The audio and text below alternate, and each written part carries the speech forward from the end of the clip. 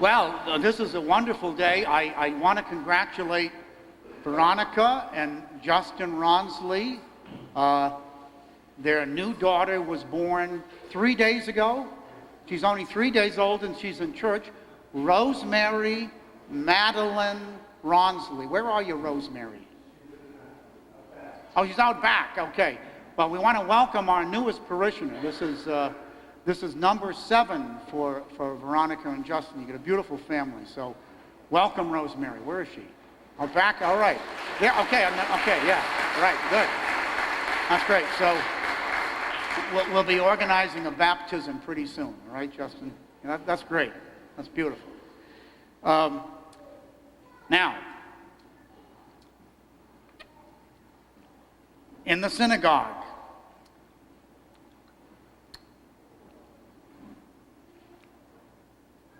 there was a man with an unclean spirit. Okay. And this whole idea of unclean spirits or being possessed by a demon, you ask Father John from Ghana. You remember Father John from Ghana that was with us? You ask him out in the bush about the medicine man. And he'll tell you. He'll tell you about unclean spirits. Or, you remember Father Mark from Haiti, Father Mark Boisvert that works with the orphans in Haiti. We've invited him back, by the way. Hopefully he'll be here this coming August.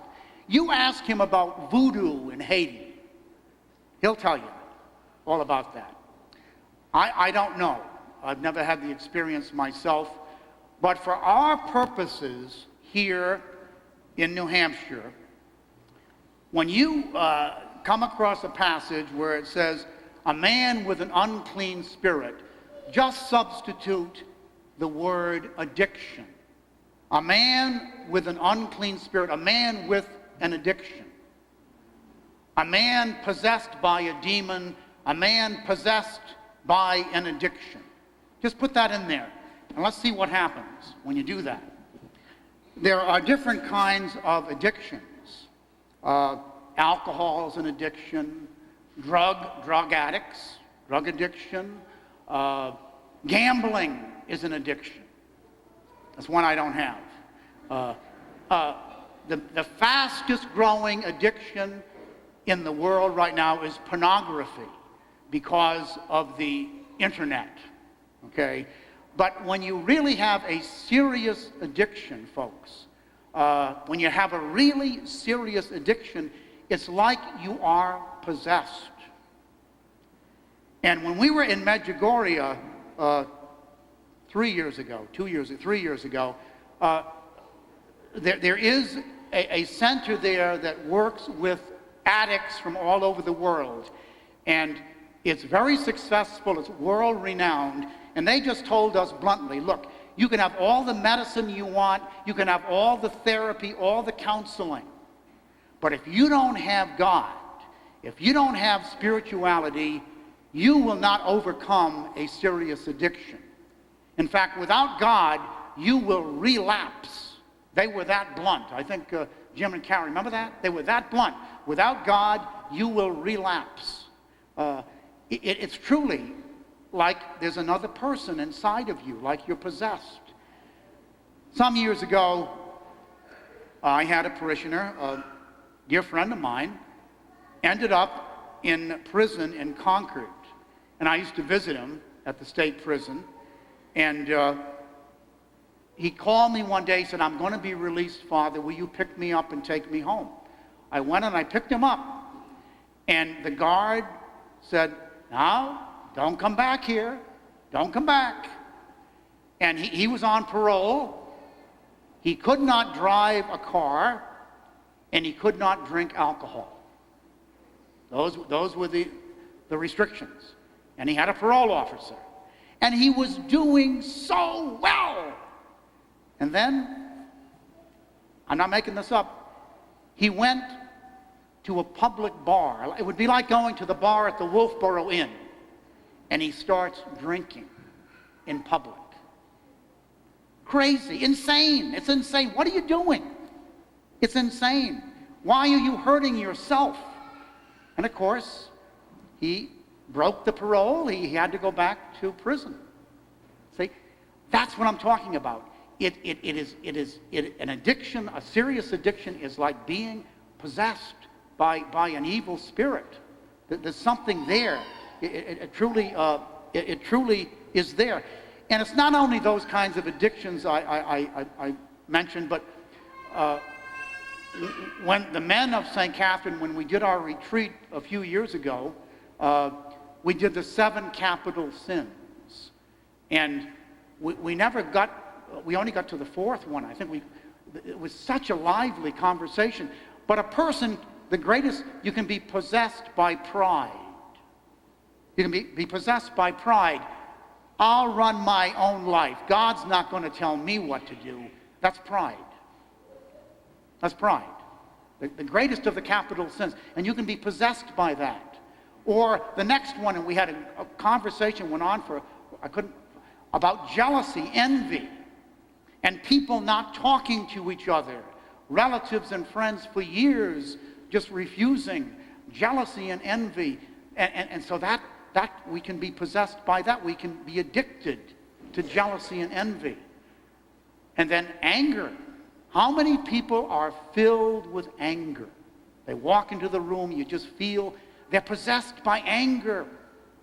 And then, like, who did you fight with today? That type of thing. And it goes on and on. All the capital sins we can be possessed by.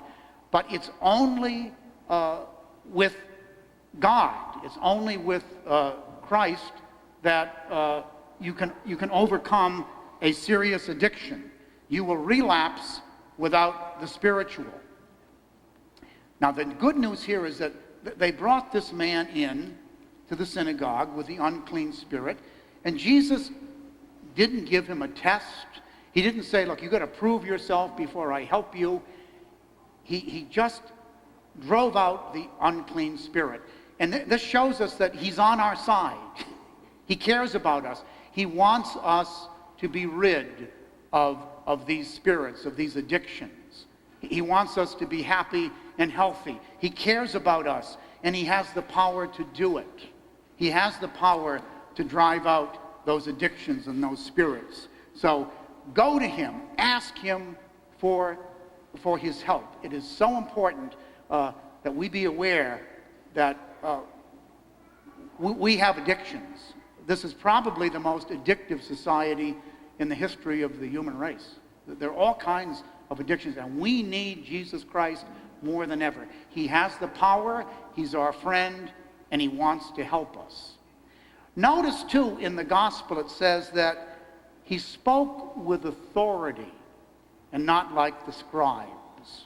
Now, the scribes at that time, they would interpret the law for their Jewish people. So you'd ask a scribe, well, how much work can I do on the Sabbath? And the scribe would tell you. But the scribe would give you verbatim what he had learned from his teacher. He would give you a memorized answer. Imagine going to your doctor or your lawyer, asking a question, and they gave you a memorized answer. And it was so refreshing when Jesus spoke with authority. He would say, you've heard it said, thou shalt not kill. I say to you, do not even grow angry with your brother. Get rid of that anger. Get rid of that addiction. Get rid of that demon. Do not even grow angry with your brother. See the authority that he had. Well, this is the year when our church is praying especially for those in consecrated life.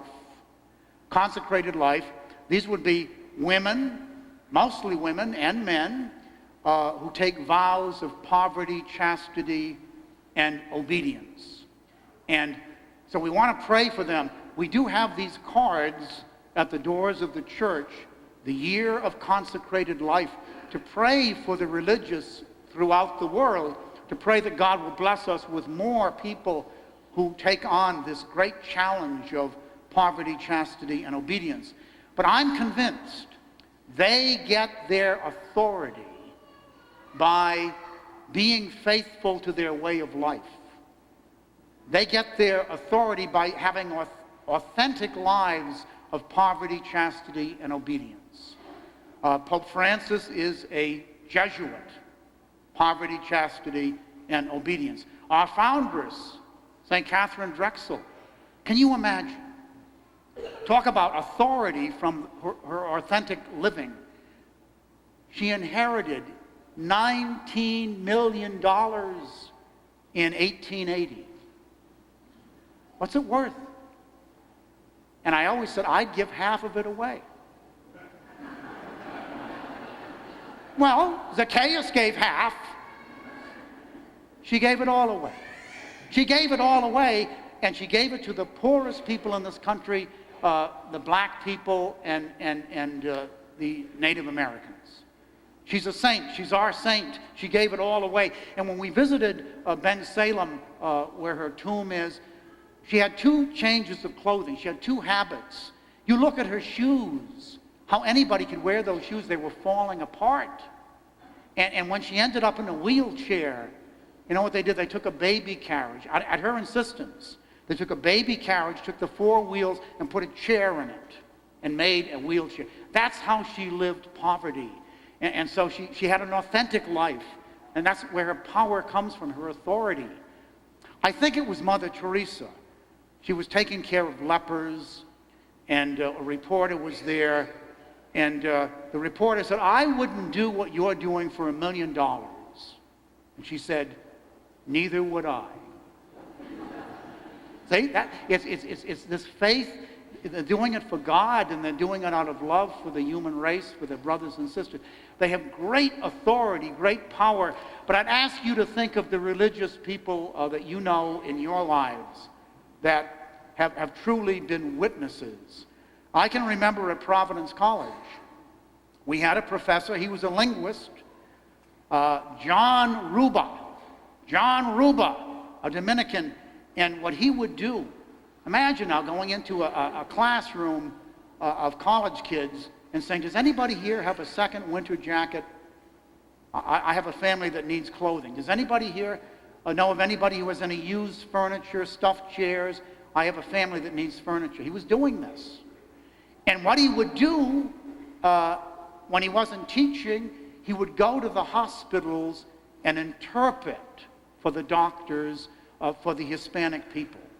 I got a pain here, I got a pain there. He would do this, and I saw that. I saw that witness. The Dominicans are growing, by the way. They're growing in the United States. They're growing all over the world. Religious life is growing all over the world. If you want to be a Poor Clare in the Philippines, you have to leave the country. The convents are filled. They're filled. It's beginning to grow again here in the United States. And I can remember in the seminary, I had the oblates of Mary Immaculate, like Father Mark Boisvert. I couldn't do what he does in Haiti. But marvelous education, marvelous teachers, the French oblates, French-Canadian oblates. But there was a brother. I don't think he even had a high school education, and he was the porter. He took care of the door, let people in. In fact, his room was right. He slept there, almost like Brother Andre in Montreal. And you're not going to believe this. I am so old that in the seminary, we had 150 seminarians and 1 telephone. We weren't allowed to have a telephone in our room. 1 telephone. And Brother Gautier would answer the phone, and over the microphone, "Telephone, Robert Cole." They were only allowed to call us between 6 and 7 at night. He lived this way, and he would get up every morning at 4 o'clock and pray for 2 hours in the chapel. When we wanted someone to pray for us, we went to Brother Gautier. He gave great witness. Great witness. So we have these witnesses right now, and we ask you to pray. Pray for these people, these consecrated, who've given their life totally. It makes no sense without faith. What they're doing makes no sense without faith. So please pray for them. Pray for them, all right?